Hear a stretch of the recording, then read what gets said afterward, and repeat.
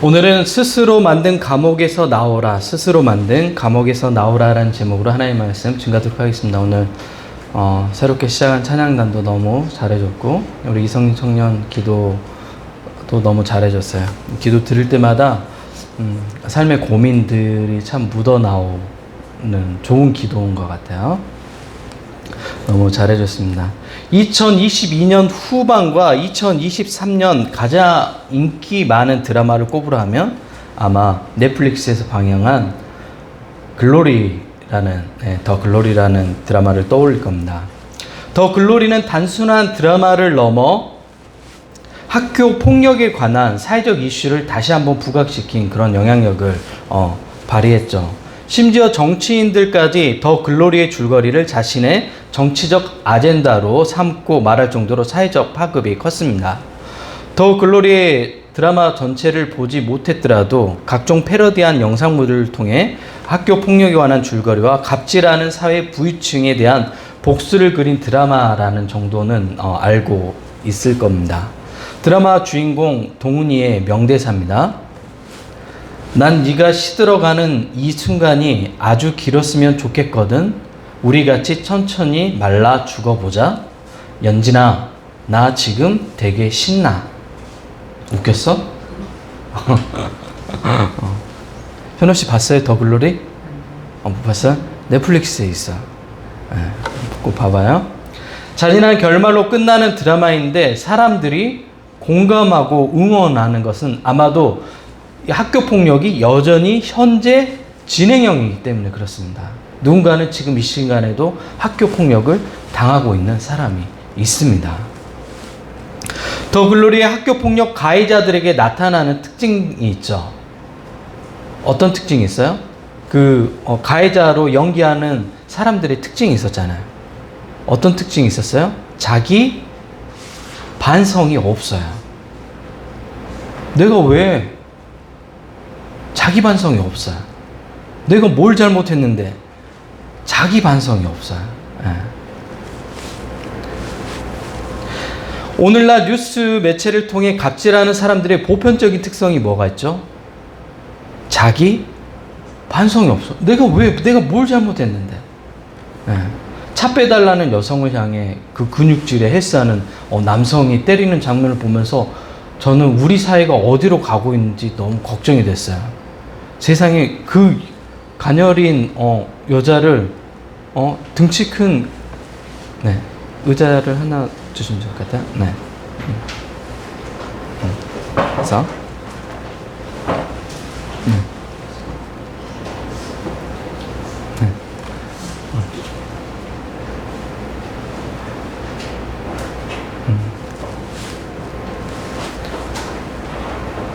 뉴스 매체를 통해서 보여지는 이 사람들의 특성이 뭐라고요? 자기 반성이 없어요.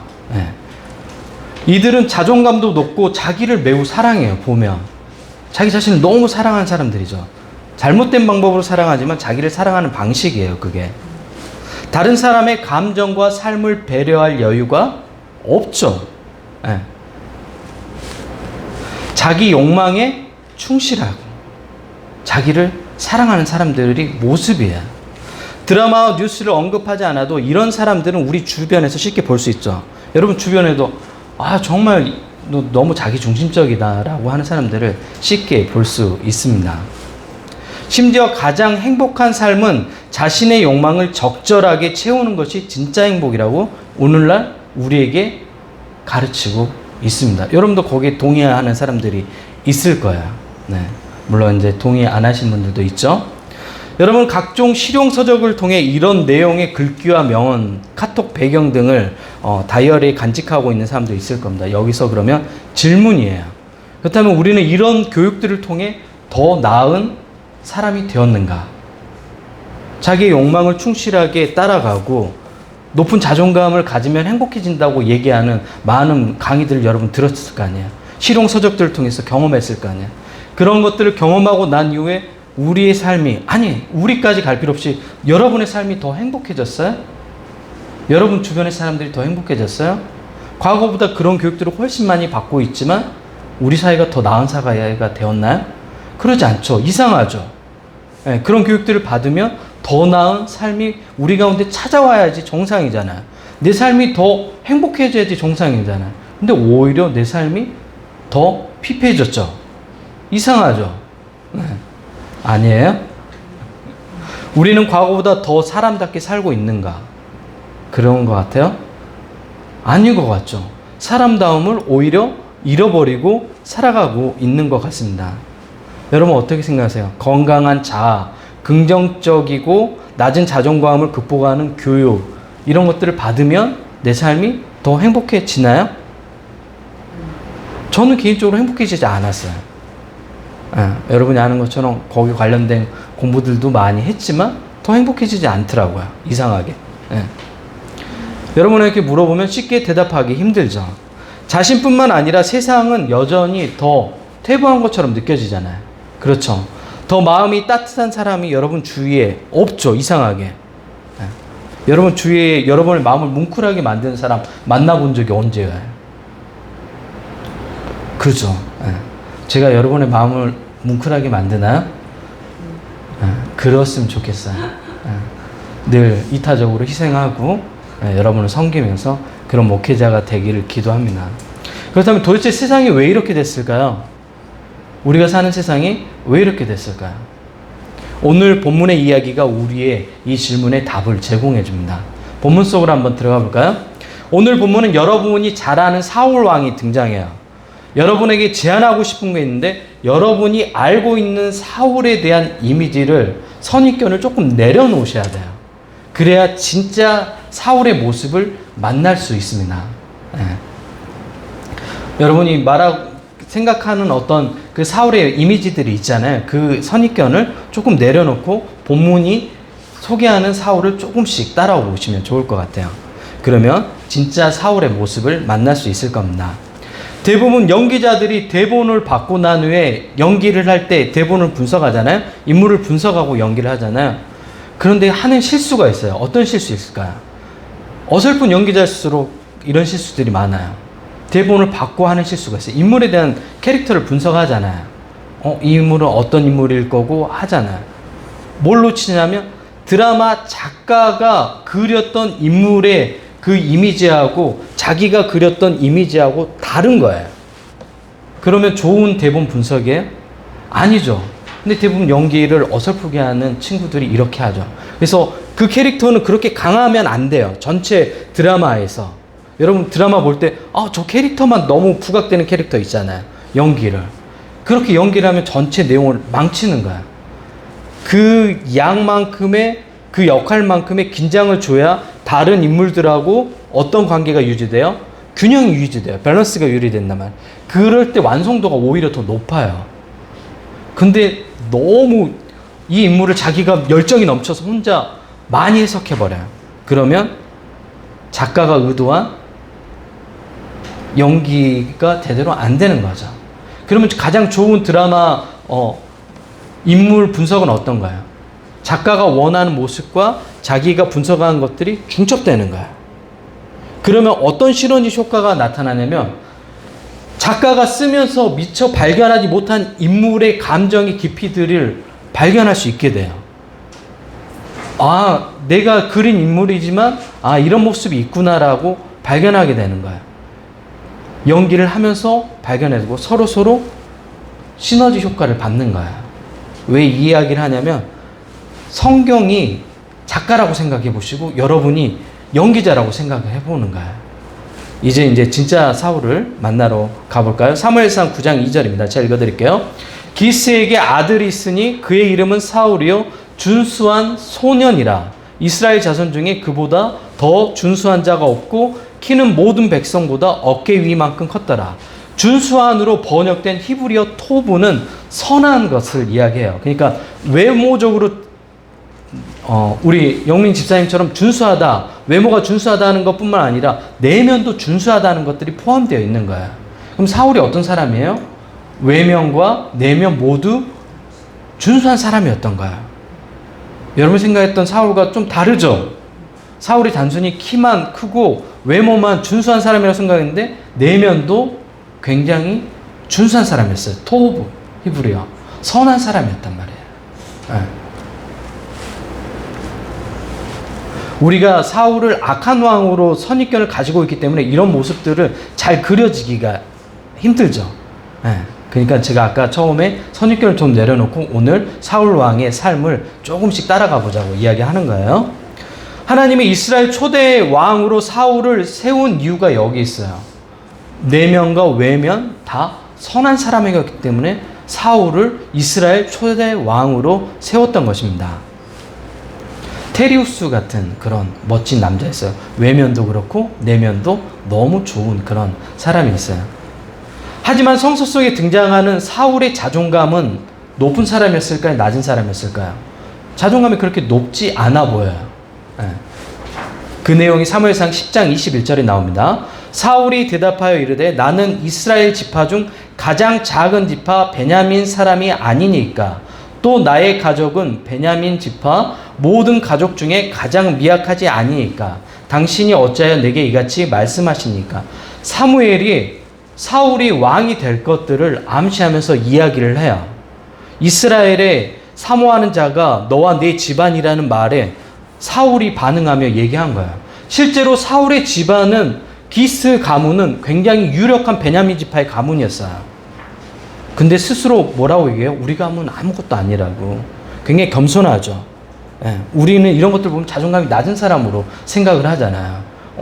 자기 자신에게 자신이 넘치고 자기를 긍정하고 하는 것들을 자존감이 높은 사람의 특징으로 보잖아요. 조금 허세를 부려도 될 만한 집안인데 오히려 굉장히 낮춘 사울의 모습을 볼 수 있습니다. 현대 심리학의 시선으로 보면 사울은 자존감이 낮은 사람으로 보여지는 겁니다. 하지만 하나님은 이런 사울을 준수하고 정직하다고 얘기해요. 토브라고 얘기하는 거죠. 이후 사울은 왕으로 등극해요. 모든 백성이 사울 왕 만세를 외칠 때 어떤 사람이 사울을 비난하며 말합니다. 사무엘상 10장 27절입니다. 어떤 불량배는 이르되 이 사람이 사울 왕을 얘기하는 거예요. 어떻게 우리를 구원하겠냐 하고 멸시하며 예물을 바치지 아니하였으나 그는 잠잠하였더라. 그는 누구냐면 사울이에요. 사울이 그 소리에 어떻게 했다고요? 잠잠했대요. 여러분 정권 초기 사울 왕, 요즘으로 얘기하면 검찰 어떻게 해요? 압수수색하죠. 그리고 여론을 통해서 그 사울을 비난하는 사람이 얼마나 나쁜 사람인지 탈탈 털어올죠. 굉장히 악마화한 이미지를 만들어 버리잖아요. 근데 사울은 어떻게 했다고요? 자기가 가진 힘을 가지고 아무것도 하지 않고 오히려 잠잠했대요. 사울이 어떤 사람인지 아시겠죠? 이만큼 겸손하고 정직한 사람이었어요, 사울이. 여러분 생각한 사울과 너무 다르니까 지금 당황스럽죠. 하나님이 사울을 왕으로 세운 이유가 있는 겁니다. 어떻게 이런 사람을 왕으로 세웠지? 여러분이 가진 선입견으로는 그런 생각을 가졌었잖아요. 아니에요. 이렇게 내면도 선하고 사회적 약자를 배려하고 자신을 비난하는 사람에 대해서도 그냥 수용할 수 있는 그런 내면에 넉넉함이 있는 사람이기 때문에 하나님이 사울을 이스라엘 초대 왕으로 세운 것입니다. 암몬 사람 나하스가 요단 동쪽 길리아 야베스를 포위합니다. 야베스 사람들이 전쟁하기 싫어서 화친할 것들을 제안해요.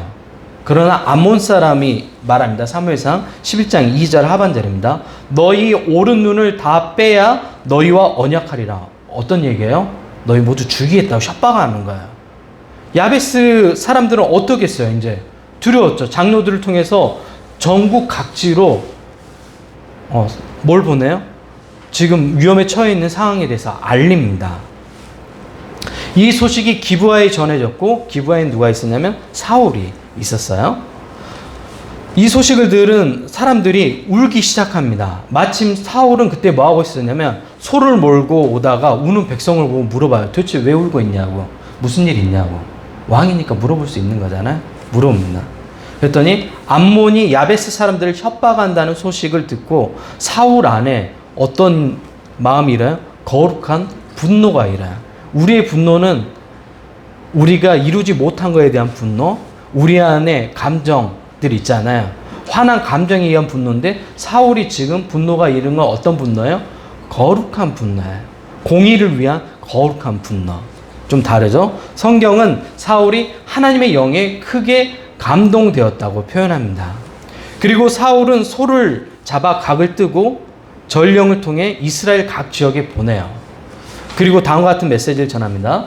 누구든지 나와서 사울과 사무엘을 따르지 아니하면 그의 소들도 이와 같이 되리라. 쉽게 말해 전쟁에 참여하지 않으면 어떻게 된다고 얘기하는 거예요? 위협을 하는 거죠. 강한 요청을 하는 겁니다. 사울의 강력한 요청과 리더십에 군사 33만이 모여요. 굉장히 어려운 시기인 거예요. 왜냐하면 왕정이 들어서기 전인 거잖아요. 지금 이제 사울이 왕이 되었으니까 각 지파별로 군사를 요청했을 때 사람들이 잘 따라주지 않는 시대인데도 불구하고 사울이 굉장히 강하게 메시지를 던지니까 사람들이 모였던 겁니다. 그리고 길리앗 야베스 사람들에게 다음과 같은 위로의 말을 사울이 전합니다. 내일 해가 더울 때 너희가 구원을 받으리라. 굉장히 멋지죠. 왕으로서. 야, 내일 해가 한참 더울 때 우리로 얘기하면 한 오후 2시 정도에 너희가 구원을 받을 거야. 걱정하지 마. 너무 멋진 왕이죠. 사울이 이런 사람이었어요. 여러분 따르고 싶지 않아요? 마음 가운데 우리 대통령이었으면 좋겠다. 이런 마음이 들잖아요. 이런 사람이 바로 누구였냐면 사울이었어요. 되게 멋지죠. 네. 여기까지 사울의 모습은 너무 멋있고 존경스럽고 따르고 싶습니다. 하지만 시간이 2년 지난 후 사울의 모습이 조금씩 엇나가기 시작해요. 사무엘상 13장 1절입니다. 사울이 왕이 될 때 40세라 그가 이스라엘을 다스린 지 2년에 시기하고 정황이 나오죠. 40세 왕이 되었고 시간은 2년이 지났어요. 이때 블레셋과 전쟁 중이었습니다. 하나님의 선지자 사무엘은 이래 동안 이스라엘 군대를 기다리라고 명령해요. 그런데 사울이 이 백성들하고 전쟁을 준비하기 위해서 사무엘을 기다리고 있는데 사무엘이 이래가 지났는데도 안 오는 거야. 가장 먼저 동요가 일어나겠죠. 백성들이. 사무엘이 안 왔대. 그러면서 백성들이 한두 명씩 흩어지기 시작해요. 사울 마음 가운데 뭐가 들기 시작하면 두려움이 엄습해 오기 시작해요. 이러다가 백성들이 다 흩어지는 거 아니야? 그래서 사울이 색다른 방법을 자기 안에서 제시합니다. 어떤 방법을 제시할까요? 사무엘이 드려야 될 그 번제를 자신이 대신해서 드리게 돼요. 그것은 누구의 영역이에요? 하나님께서 누구에게 맡기신 거예요? 누구의 소명이에요? 사무엘의 소명이었던 거예요. 사무엘이 해야 될 일이었던 거예요. 근데 누가 지금 하고 있는 거예요? 사울이 하는 거예요. 사울은 왕으로서 해야 될 역할을 해야 되는 거예요. 네. 근데 지금 뭘 하고 있는 거죠? 사무엘이 해야 될 역할까지 침범한 거죠. 이게 사울 왕의 비극의 시작입니다. 하나님 선지자 사무엘이 이래 동안 이스라엘 군대를 기다릴 걸 명령했는데 상대편 블레셋이 병거가 3만, 마병 6천, 보병은 셀 수가 없어요. 해변의 모래알처럼 많았대요. 그러니까 그 두려움, 현실의 두려움 때문에 사울 왕이 타협을 해버린 겁니다. 잠시 후에 사무엘이 등장해요. 항상 우리가 실수를 저지르고 난 다음에 뭔가 한 사람이 등장하죠. 그리고 사울이 한 행동에 대해 다음과 같이 평가합니다. 13장 13절 하반절입니다. 왕이 망령되이 행하였도다. 왕이 왕의 하나님 여호와께서 왕에게 내리신 명령을 지키지 아니하였도다. 뭐라고요? 사울에게 내린 명령을 지키지 않았다고 이야기합니다. 이 사건 후 사울 왕은 점점 변하기 시작합니다. 사무엘 선지자에 대한 존경과 권위도 사라지고 장신의 정치적인 도구로 누구를 이용해요? 사무엘을 이용합니다. 이때 사울의 자존감은 낮았을까요? 높았을까요? 높았죠. 왜요? 자신이 하는 방식대로 하면 이 모든 일들이 잘 해결될 것이라고 생각했던 거예요. 사울이 왕이 된 2년, 그 2년 동안 사울은 굉장히 많이 변했던 겁니다. 신약 성경에서 말하는 죄는 뭐냐면 자기 중심성이에요. 자기 중심성. 사울이 지금 점점 자기 중심성에 빠져가고 있는 겁니다. 이후 아말렉과 전투에서 사울은 또 한 번 하나님과 사무엘 선지자에게 실망을 안겨줍니다. 여러분, 사무엘 입장도 생각해보세요. 자기가 맨 처음으로 세운 이스라엘의 왕이잖아요. 사울에 대한 엄청난 애정이 있었단 말이에요. 처음에 대한 애정이 있잖아요. 여러분도 누군가 여러분이 처음 만난 선생님, 처음 가르친 제자, 처음 만난 친구, 첫 것에 대한 애정이 있잖아요. 사무엘은 엄청난 애정이 있었어요. 사울 왕에게. 근데 그 사울 왕이 변하는 그 모든 과정을 다 지켜봐야 됐어요. 하나님의 선지자로서 얼마나 마음이 괴로웠겠어요. 요즘 말하면 목회자란 말이에요. 근데 자신이 가르쳤던 첫 제자가 든든하게 잘 서가다가 어느 순간에 점점 세상으로 가기 시작하는 거야. 욕망에 충실하게 살아가기 시작하는 거야. 하나님을 저버리는 모습들을 하나씩 보기 시작하는 거야. 어떤 심정인지 알겠죠? 네. 사무엘이 그 모든 일을 겪어야 했었습니다.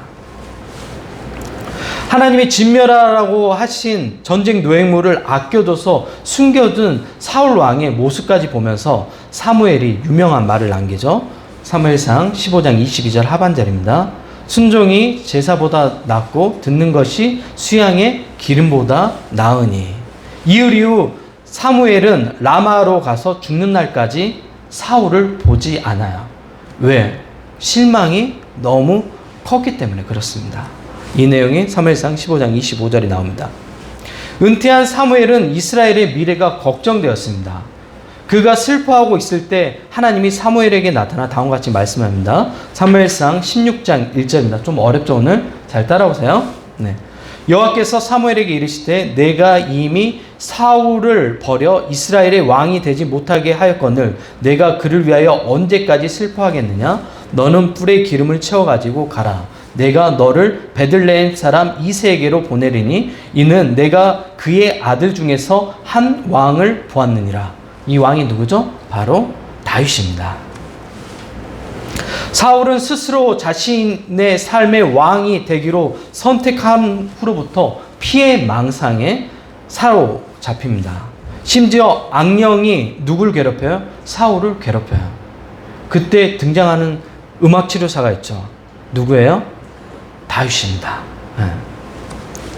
다윗은 사울에게 굉장히 선한 일들을 많이 했던 인물이에요.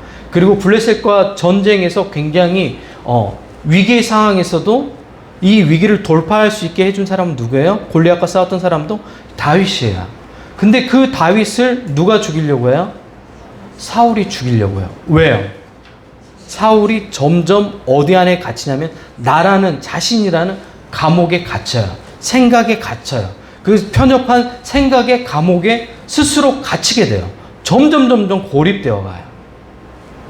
그러므로 발생하는 게 뭐냐면 주변에 있는 모든 사람들을 원망하기 시작해요.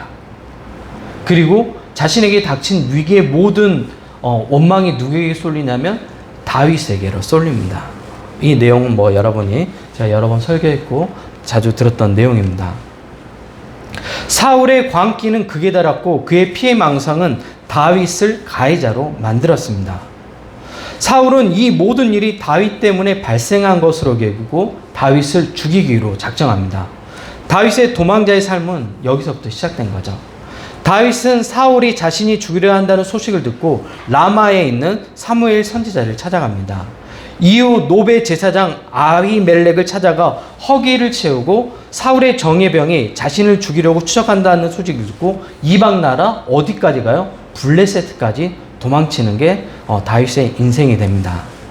이 과정에서 다윗에게 음식과 쉴 곳을 제공했던 높 제사장 85명을 누가 살해하냐면 사울이 살해해요. 심지어 제사장도 살해해요. 누굴 도왔다는 이유로? 다윗을 도왔다는 이유로. 사울이 얼마나 망가졌는지 알겠죠? 처음에 사울의 모습은 어떻어요? 하나님 보시기에도 토부했다고 얘기해요. 사람들이 보기에도 토부한 거예요. 선했어요. 내면과 외면이 다. 근데 사울은 왜 이렇게 타락하게 된 거죠? 왜 이렇게 타락했을까요? 왜 타락했을까요? 사울을 타락하게 만든 사람은 없어요. 결국 욕망에 충실한 삶을 조금씩 자신의 마음 가운데 내어주다 보니까 어느 순간에 자기가 얼마나 망가져 있는 사람인지 보지 못하게 되는 거예요. 제가 자주 얘기하잖아요. 심리학은 우리의 심리적인 내용들을 분석하는 학문이지 우리의 삶을 치료하는 학문이 아니에요. 분석하는 도구일 뿐인 거예요. 그리고 이제 심리학의 시대도 끝났다고 얘기했잖아요. 프로이드에 관한 이론들은. 그리고 지금은 어디로 옮겨가고 있어요? 어디로 옮겨갔어요? 네? 뇌에 관련된 연구로 옮겨가고 있고 우리에 관한 모든 부분들에 대한 해석들이 뇌과학적으로 해석하고 있잖아요. 학문이라는 그런 거예요. 그 당시의 시대에 필요한 만큼 분석하고 이용하고 또 쇠퇴해 가는 거예요. 이제 뇌과학도 100년 후에는 어떻게 할까요? 100년이 아니겠죠. 더 빨라지니까.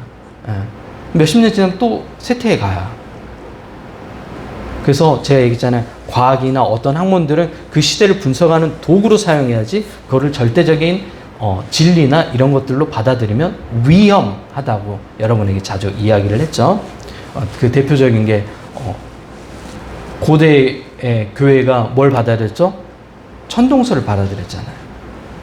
그리고 그것을 뭐라고 생각했어요? 진리로 아예 품어버렸잖아요. 근데 나중에 지동설이 나오고 난 이후에 받아들일 수 있어요? 못 받아들이죠. 그래서 과학을 진리로 토대에 놓고 그 위에 기독교를 쌓아버리면 나중에 뒤집히면 같이 뒤집히는 거야. 그래서 그 시대를 분석하는 도구로 이용하되 그것을 중심으로 쌓으면 안 된다고, 위험성에 대해서 늘 알고 있어야 된다고 제가 이야기를 하는 거예요. 사울은 자신이라는 감옥에 스스로 갇혀버렸습니다. 나라는 존재의 감옥에서 나오면 뭐가 보이냐면 새로운 세상이 보여요. 지난 시간에 하나님의 나라에 대해서 이야기하면서 어떤 말씀을 드렸죠? 하나님 나라는 우리가 가지고 있었던 기존의 가치관의 전복이 먹는 전복 말고 뒤집어 엎어지는 전복이 있어야지만 새로운 뭐가 보이기 시작한다고요? 세상이 보이기 시작한다고 얘기해요. 오늘은 뭐예요? 네. 제목을 띄웠어야 했는데 제목을 안 띄웠네? 네. 뭐예요? 스스로 만든 감옥에서 나와야 돼요.